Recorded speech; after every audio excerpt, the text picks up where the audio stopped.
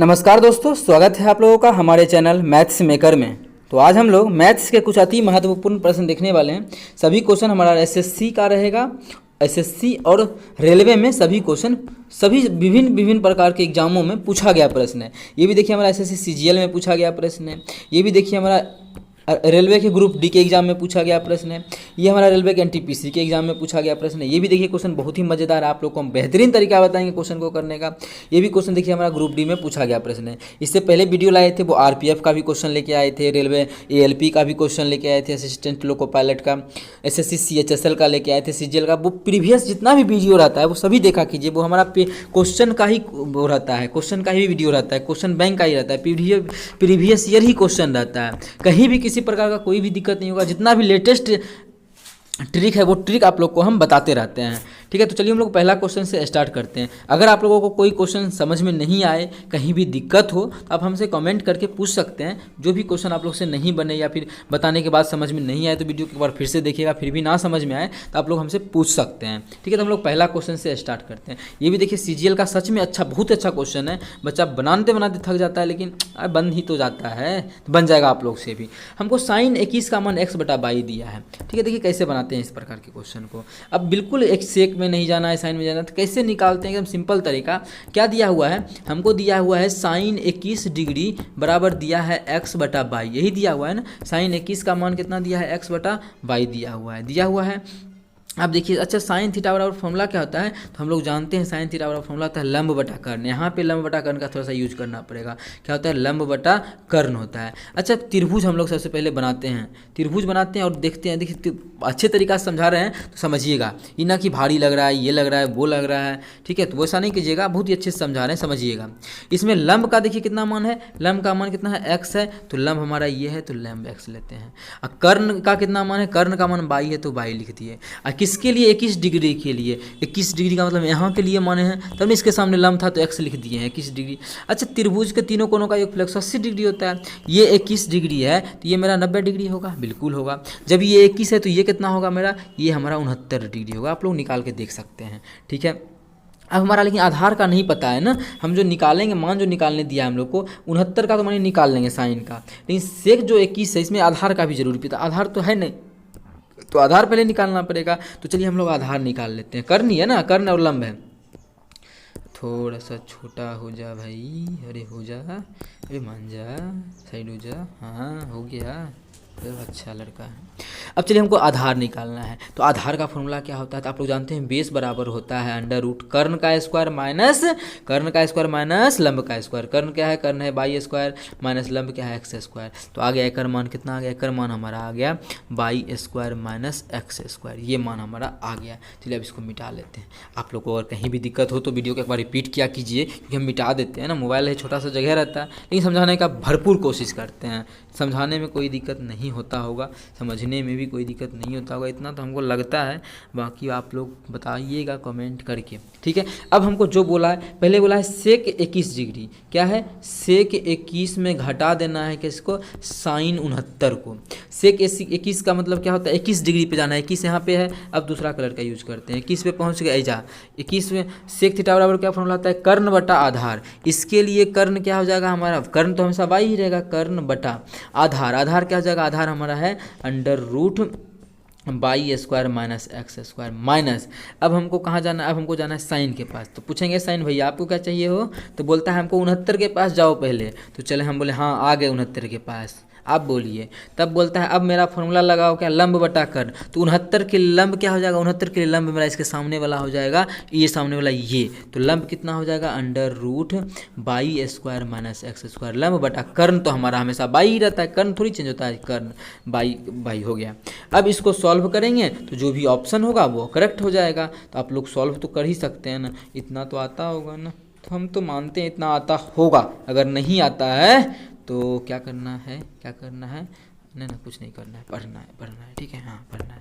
अब इसको हल करने ला, लघुत्तम इसका लेंगे तो क्या हो जाएगा, by under root X by square minus x square. ऐसा किस किस ऑप्शन में उसको छांट लेते हैं। नीचे में क्या है, by under root by square, इसमें एक्स अंडर रूट है तो ये गलत हो गया, इसमें भी एक्स अंडर रूट है तो ये भी गलत हो गया।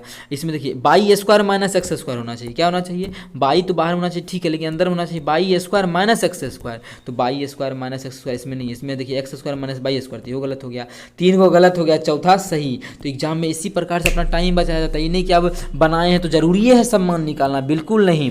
आप लोग इसी प्रकार से टाइम बचा के बिल्कुल आंसर को निकाल सकते हैं। देखिए कितना जल्दी निकालिए, हम निचला को मैच किए, अगर मानिए एक और ऑप्शन में ऐसे वैसे नहीं रहता तब हम और सॉल्व करते, पूरा सॉल्व करते तब आंसर निकालते, लेकिन इतना सही हम लोग को मिल गया। तो सीजीएल का इस क्वेश्चन है, तो कुछ ना कुछ क्वेश्चन में ट्विस्ट किया हुआ ही रहता है, तो इस प्रकार से निकाल सकते हैं। अब ऊपर का मने तो निकालिए, आंसर तो मिला ही दिए हम, मने तो निकालिए, नहीं मने तो अगला क्वेश्चन कीजिए।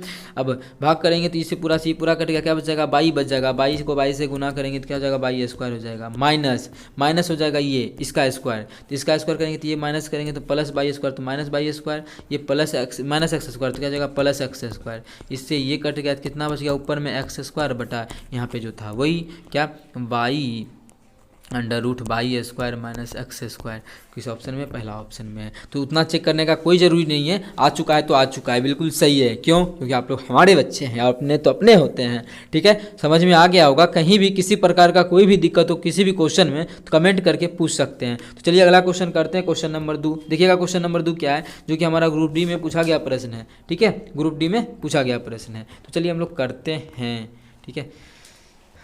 आप लोग को लगता होगा कि सीजीएल के बाद ग्रुप डी ले आए, तो लगभग क्वेश्चन सेम रहता है, ऐसा नहीं कि छोटका एग्जाम में तो नहीं रहेगा। बच्चा को हम दिखा चुके हैं, इससे सीजीएल से भी भारी क्वेश्चन ग्रुप डी में आ चुका है। जैसे सीजीएल में पूछा है एक्स प्लस 1 बटा एक्स का मान अगर 3, देखिए ऐसा नहीं कि एक ही क्वेश्चन, बहुत क्वेश्चन ग्रुप डी है तो हल्का तो रहेगा ही ना, लेकिन कुछ क्वेश्चन ऐसा रहता है जो भारी भी रहता है इसमें, जो कि हमारा उस लेवल का भी रहता है। देखिए जैसे ये क्वेश्चन एक्स क्यूब प्लस 1 बटा एक्स क्यूब का मान पूछ लिया, ये सीजीएल का क्वेश्चन हल्का है। ग्रुप डी का पता है क्या है, ग्रुप डी में 3 नहीं देखे, यहाँ पे 42 दे ले। अब देखिए इसका स्क्वायर निकालना कितना मुश्किल है, वहाँ पे तो यूनिट डिजिट का काम करना पड़ेगा। तो क्वेश्चन आप लोग समझिए, सभी क्वेश्चन को बनाइए, आप लोग से दोनों एग्जाम निकलेगा, ठीक है। मैथ का तो हम भाग लेते हैं, हाँ हो जाएगा, 100% गारंटी है। अब बाकी बात आप जानिए, आपको तैयारी करना पड़ेगा ना।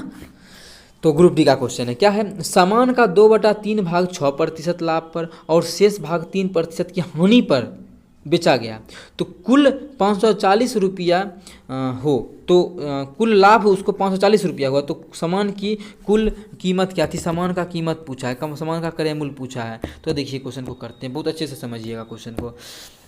सामान का 2/3 भाग, अगर सामान का 2/3 का भाग का मतलब हो गया, सामान का 2/3 भाग का मतलब हो गया, अगर टोटल सामान 3 हिस्सा है तो उसका दोसर हिस्सा दोसर। अब दूसरा सामान कितना हो जाएगा, दोसर हिस्सा बच गया, बचेगा कितना, 1/3 टोटल। अगर सामान अगर ऐसे नहीं समझ में आता है तो समझ में आ जाएगा, 2/3 भाग, आप लोग परसेंटेज हमसे पढ़ें तो बिल्कुल समझ में आ जाएगा। तो टोटल सामान 3 है तो उसका 2 हिस्सा तो यूज हो गया, कितना पे, 2 जो यूज हुआ है वो हमारा 6% के लाभ पे हुआ है, ठीक है। और 2 हो गया तो 3 में से 2 हो गया तो बचा क्या, 1। इस 1 को जो है बेचा 3% लाभ पे बेचा गया, हाँ लाभ पे, और 3 को जो इसको बेचा गया 3% की हानि पे बेचा गया, हानि पे।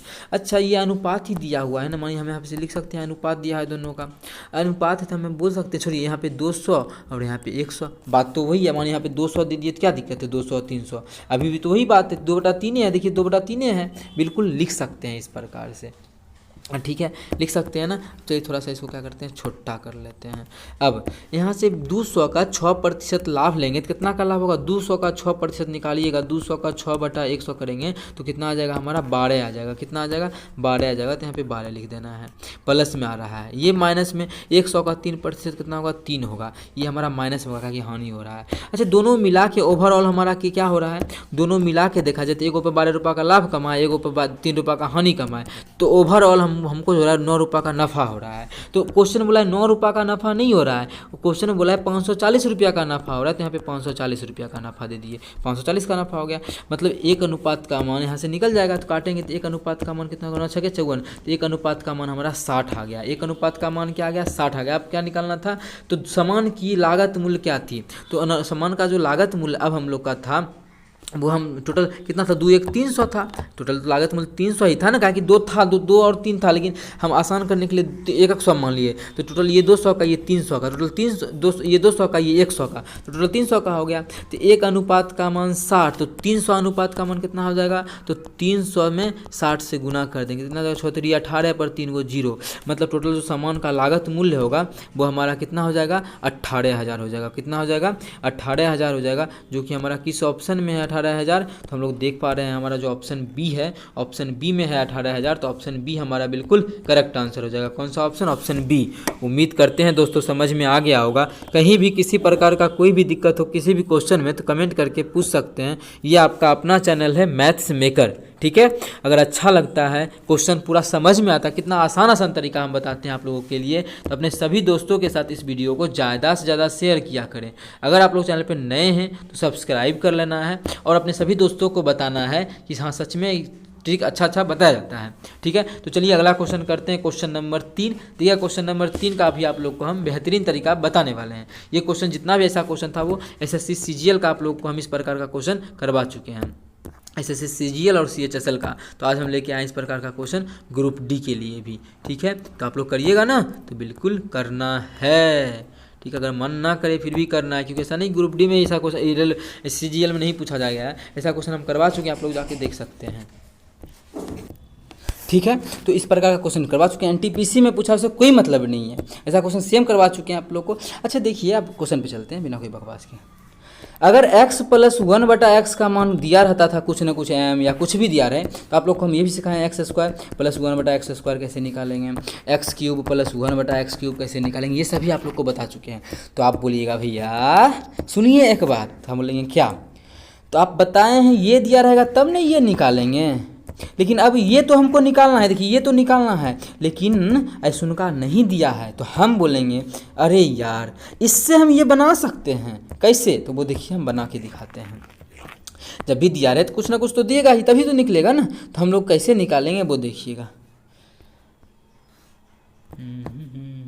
अरे यार अभी मान जा ना, मान गया नहीं माना, अरे यार मान जाओ, हाँ मान गया।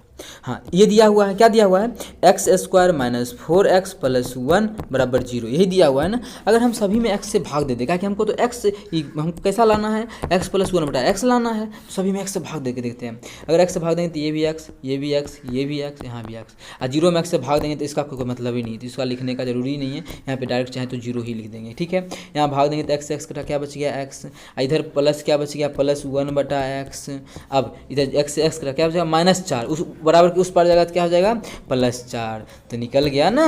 देखिए अरे हम बोले थे निकल जाएगा यार, तुम लोग झूठ मूठ का बहुला कर देते हो हमको भी, ठीक है। निकल गया। अब यहाँ से तो आप लोग को हमने बता ही चुके हैं, यहाँ से ये वाला निकालना, ये वाला कैसे, x² + 1/x² निकालना, कैसे बताए हैं, जो भी दिया उसका स्क्वायर करके 2 घटा दो, 4 चौक 16 में से 2 गया कितना हो जाएगा 14, तो उसका आंसर कितना हो जाएगा 14, जो कि हमारा किस ऑप्शन में है 14, तो हम लोग देख पा रहे हैं ऑप्शन जो बी ए है, ऑप्शन ए में है 14, तो ऑप्शन ए हमारा बिल्कुल करेक्ट आंसर हो जाएगा। कौन सा ऑप्शन, ऑप्शन ए। उम्मीद करते हैं दोस्तों समझ में आ गया होगा। कहीं भी किसी प्रकार का कोई भी दिक्कत हो किसी भी क्वेश्चन में तो कमेंट करके पूछ सकते हैं।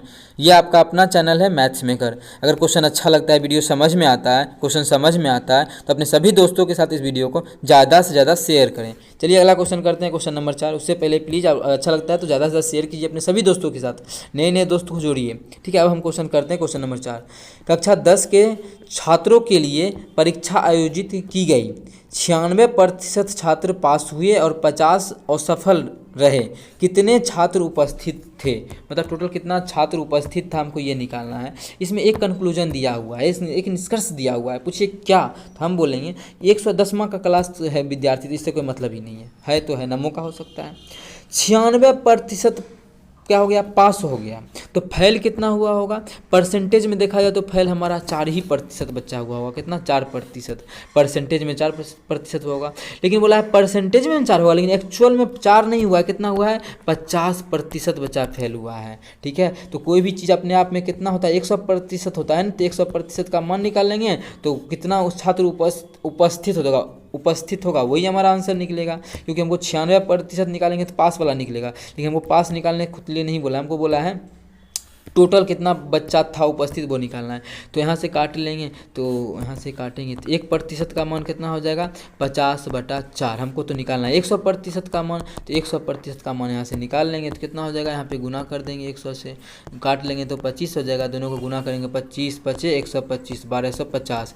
मतलब जो टोटल बच्चा था उपस्थित वो कितना था 1250 था, जिसमें कि 50 बच्चा फेल हो गया तो कितना पास होगा 1200 बच्चा पास हुआ होगा, तो 1200 बच्चा पास। लेकिन टोटल उपस्थित कितना छात्र उपस्थित था, हमसे ये पूछा है कितना उपस्थित था, तो टोटल बच्चा उपस्थित था। अनुपस्थित वही जो पास किया वो उपस्थित, मतलब टोटल जो पास किया फेल किया दोनों मिला के उपस्थित था। टोटल 1250 बच्चा क्लास में उपस्थित था। तो कौन सा ऑप्शन, ऑप्शन डी हमारा बिल्कुल करेक्ट आंसर हो जाएगा। कौन सा ऑप्शन, ऑप्शन डी।